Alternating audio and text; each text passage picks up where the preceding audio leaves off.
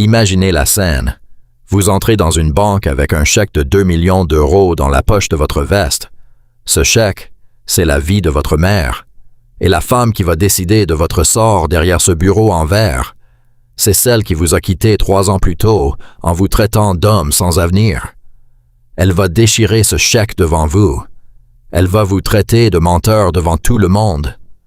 Et 5 minutes plus tard, son propre patron va entrer dans cette agence, me serrer la main et m'appeler Monsieur Laurent avec une voix tremblante de respect. Son visage à elle était devenu blanc comme un linge. Restez jusqu'à la fin parce qu'il s'est passé ce jour-là, je ne l'oublierai jamais.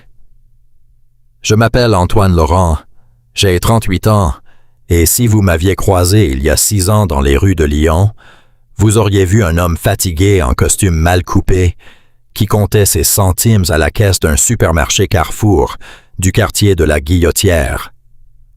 À cette époque, je travaillais comme technicien informatique pour une petite entreprise du côté de Villeurbanne. Un salaire de 1 800 € par mois, un appartement de 40 mètres carrés et une femme, Élodie, qui rêvait d'une vie que je ne pouvais pas encore lui offrir, Élodie Martin. Belle, ambitieuse, brillante. Elle travaillait déjà dans le secteur bancaire à l'époque en tant que conseillère clientèle dans une agence du centre-ville. Elle voyait passer chaque jour des clients fortunés, des hommes en costume Hugo Boss qui garènent leur Audi devant l'agence, et elle comparait silencieusement d'abord, puis de plus en plus ouvertement. « Antoine, tu ne vas jamais nulle part avec ce travail, » me disait-elle souvent en soupirant devant la table de notre petite cuisine. « Regarde autour de toi, tout le monde avance. Toi, tu restes au même endroit. » Je n'avais pas de réponse à lui donner à l'époque parce qu'au fond de moi, je travaillais sur quelque chose que je n'osais partager avec personne, pas même avec elle. La nuit, après mes heures de bureau, je codais. Je développais une application de gestion financière pour petites entreprises, un projet que j'avais commencé presque par hasard pour résoudre un problème que rencontrait mon propre employeur. Mais Élodie ne voyait que le présent, et le présent, pour elle, n'était pas suffisant. Un soir de novembre, il y a 3 ans, Élodie est rentrée à l'appartement avec une valise déjà à moitié préparée. Je me souviens encore du bruit des roulettes sur le parquet. « Je pars, Antoine. J'ai rencontré quelqu'un qui sait ce qu'il veut dans la vie. Toi, tu passes tes soirées devant ton ordinateur à rêver d'un projet qui n'aboutira jamais. » Elle est partie vivre avec Julien Mercier, un homme qui dirigeait une concession automobile près de Pardieu, qui conduisait une BMW flambant neuve et qui l'emmenait dîner dans des restaurants que je ne pouvais même pas me permettre de regarder depuis la vitrine. Le divorce a été rapide, presque froid. Élodie ne voulait rien de moi à part sa liberté. « Tu ne possèdes rien de toute façon », m'avait-elle lancé, un sourire amer aux lèvres, le jour où nous avons signé les derniers papiers chez le notaire, place Bellecour. Je n'ai rien dit, parce qu'à ce moment précis, mon application, celle qu'elle méprisait tant, venait d'être repérée par un fonds d'investissement parisien. 3 mois après notre séparation, j'ai signé un contrat de licence qui a changé ma vie à jamais, puis un 2e contrat avec une banque régionale qui voulait intégrer mon système dans ses outils internes, puis un 3e avec un groupe international. Je n'ai jamais cherché à revoir Élodie pour lui montrer ce que j'étais devenu. Je n'avais pas ce besoin de revanche. J'avais un besoin bien plus urgent, bien plus important, prendre soin de ma mère, Madeleine Laurent, 67 ans, une femme qui avait travaillé toute sa vie comme institutrice dans une petite école de la banlieue lyonnaise, à Bronn.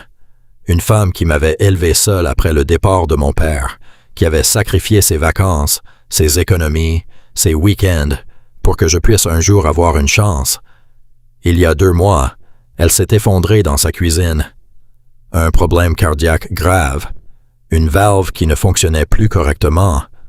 Le cardiologue de l'hôpital de la Croix-Rousse a été clair, sans une spécialisée réalisée par une équipe précise, dans une clinique privée équipée d'une technologie que peu d'établissements possédaient en France, ma mère ne passerait pas l'année. Le coût de cette opération, avec le suivi post-opératoire complet et l'hospitalisation en soins intensifs, s'élevait à un peu plus d'1 800 000 €. J'ai décidé, sans hésiter une seule seconde, de tout mettre en œuvre. J'ai demandé à mon comptable, M. Delorme, de préparer un chèque de 2 millions d'euros, une marge de sécurité pour couvrir les imprévus, les médicaments, les infirmières sphènes privées, tout ce dont ma mère aurait besoin pour guérir dignement. Chèque, je devais le déposer sur le compte professionnel que j'utilisais pour financer la clinique avant midi le jour même, pour respecter les délais fixés par l'établissement. Ce matin-là, je n'ai pas pris le temps de me changer. Je sortais d'une réunion technique avec mon équipe de développeurs à Confluence et je portais un simple jean, un pull gris, une veste légèrement froissée. Rien qui ne laisse deviner que l'homme devant vous possède une entreprise valorisée, dizaines de millions d'euros. Je suis entré dans l'agence bancaire du boulevard des Belges, une agence que je ne connaissais pas, choisie simplement parce qu'elle était la plus proche de mon rendez-vous suivant. J'ai pris un ticket au distributeur.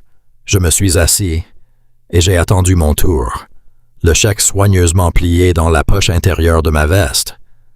Quand mon numéro a été appelé, je me suis dirigé vers un bureau au fond de la salle, derrière une cloison vitrée, portant une plaque dorée. Élodie Martin, directrice d'agence. Mon cœur s'est arrêté une fraction de seconde. 3 ans avaient passé, mais je l'aurais reconnue entre mille. Elle avait les cheveux plus courts, un tailleur impeccable, une montre visiblement coûteuse au poignet.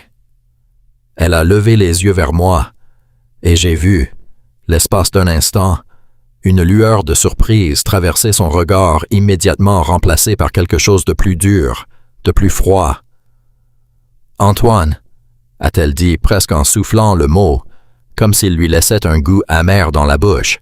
« Qu'est-ce que tu fais? »« Je viens déposer un chèque, » ai-je répondu calmement en sortant le document plié de ma poche.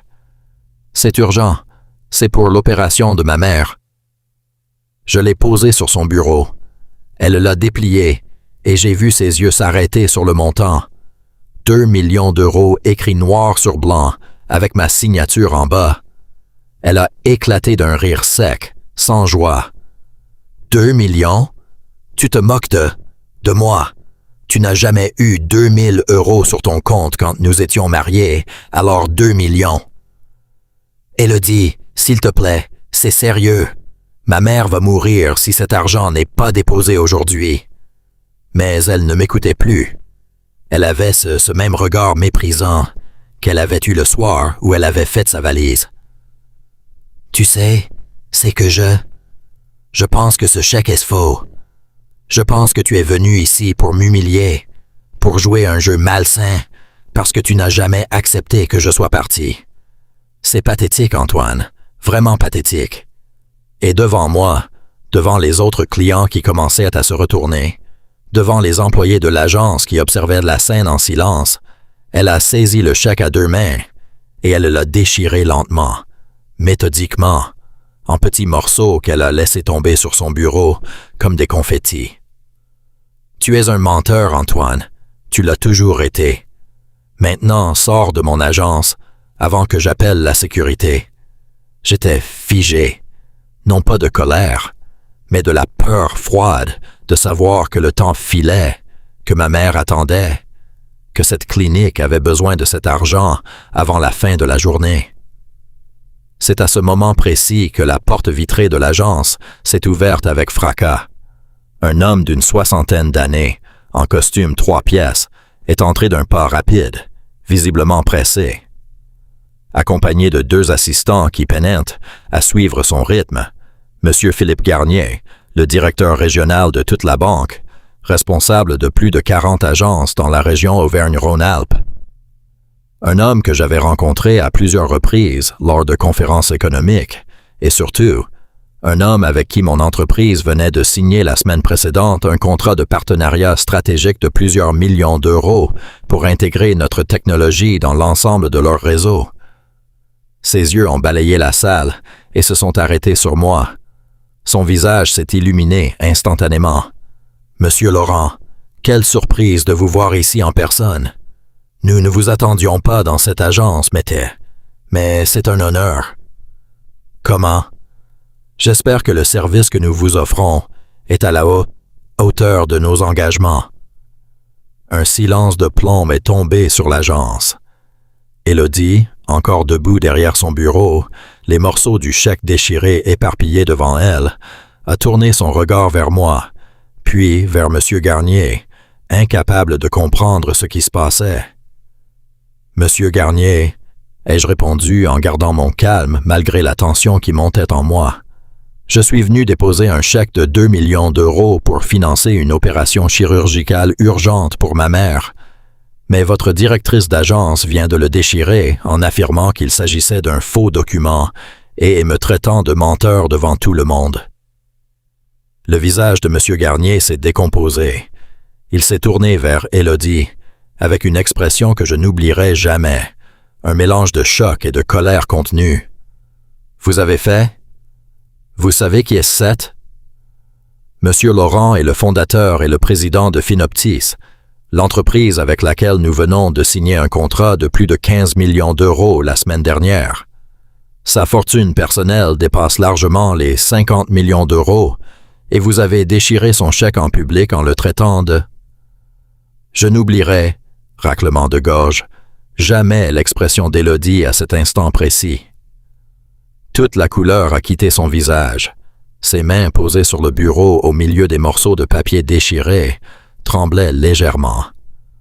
Elle a ouvert la bouche comme pour dire quelque chose, mais aucun son n'en est sorti. « Antoine, tu ne m'as jamais dit, comment aurais-je pu? Tu ne m'as pas laissé la chance de t'expliquer, Élodie, » ai-je répondu d'une voix posée mais ferme. Tu as décidé en une fraction de seconde, sur la base de ce que j'étais il y a 3 ans, que je ne pouvais pas avoir changé. Tu as préféré m'humilier plutôt que de vérifier. Et pendant ce temps, ma mère attend dans un lit d'hôpital. Monsieur Garnier, visiblement affolé par la gravité de la situation, a immédiatement pris les choses en main. Monsieur Laurent, je vous présente toutes mes excuses au nom de notre établissement. Suivez-moi dans mon bureau. Je vais personnellement m'assurer que ce virement soit traité dans l'heure, avec toute la discrétion et l'efficacité que vous méritez. » Il s'est tourné vers Élodie, son ton devenant glacial. « Madame Martin, nous parlerons de cet incident plus tard, dans mon bureau. Votre comportement aujourd'hui est totalement inacceptable, et vous le savez parfaitement. Le virement a été traité en moins de 40 minutes. J'ai signé les documents nécessaires directement avec M. Garnier dans son bureau, avec un sérieux et une rapidité qui contrastaient violemment avec l'humiliation que j'avais subie quelques instants plus tôt. En sortant de l'agence, j'ai croisé Élodie une dernière fois près de l'entrée. Elle m'attendait, visiblement bouleversée, les yeux rougis. « Antoine, je suis vraiment désolé. Je ne voulais pas... Je n'aurais jamais imaginé que tu étais devenu que tu avais réussi à ce point. » Je l'ai regardé longuement, sans colère, sans mépris, simplement avec la clarté que donne le temps qui passe. « Tu sais, Élodie, ce qui me fait le plus mal aujourd'hui, ce n'est pas le fait que tu m'aies quitté il y a 3 ans. Les gens changent, les couples se séparent, c'est la vie. Ce qui me fait mal, c'est que même face à un homme qui te disait, les larmes presque aux yeux, que sa mère allait mourir, tu n'as pas cherché à comprendre. Tu as jugé avant d'écouter. Et ça ne dépend pas d'un compte en banque, ça dépend du cœur. » Elle n'a rien répondu. Elle a simplement baissé les yeux et je suis parti sans me retourner. Ma mère a été opérée 5 jours après cet incident, dans une clinique privée du côté de Caluire et Cuire, par une équipe chirurgicale reconnue dans toute l'Europe. L'opération a duré plus de 7 heures. Je me souviens de chaque minute passée dans cette salle d'attente, à fixer les aiguilles de l'horloge, à prier pour la première fois depuis des années. Aujourd'hui, ma mère se porte bien. Elle a repris ses promenades matinales dans le parc de la Tête d'Or. Elle jardine, elle rit à nouveau. Chaque fois que je la vois sourire, je sais que chaque euro dépensé, chaque combat mené ce jour-là dans cette agence bancaire en valait la peine 1000 fois. Quant à Élodie, j'ai appris par un ancien collègue qu'elle avait été mutée dans une agence plus modeste, en périphérie de Lyon, après cet incident. Je n'éprouve ni joie ni rancune face à cette nouvelle, simplement une certaine tristesse, celle de savoir qu'une personne que j'ai aimée n'a jamais vraiment cherché à me connaître, ni avant, ni après. Cette histoire m'a appris une leçon que je porte désormais en moi chaque jour. Ne jugez jamais un homme sur son apparence, sur son passé ou sur les vêtements qu'il porte un mardi matin ordinaire. Vous ne savez jamais ce qu'il a traversé, ni ce qu'il est devenu. Et surtout, si un jour quelqu'un vous dit que sa mère se meurt, croyez-le. Écoutez-le. Parce que la dignité d'un être humain ne se mesure jamais à un chiffre sur un chèque, mais à la façon dont on traite les autres, surtout dans leurs moments les plus vulnérables. Si cette histoire vous a touché, dites-le-moi en commentaire, et n'oubliez pas de vous abonner pour la suite de nos histoires vraies. Vraies.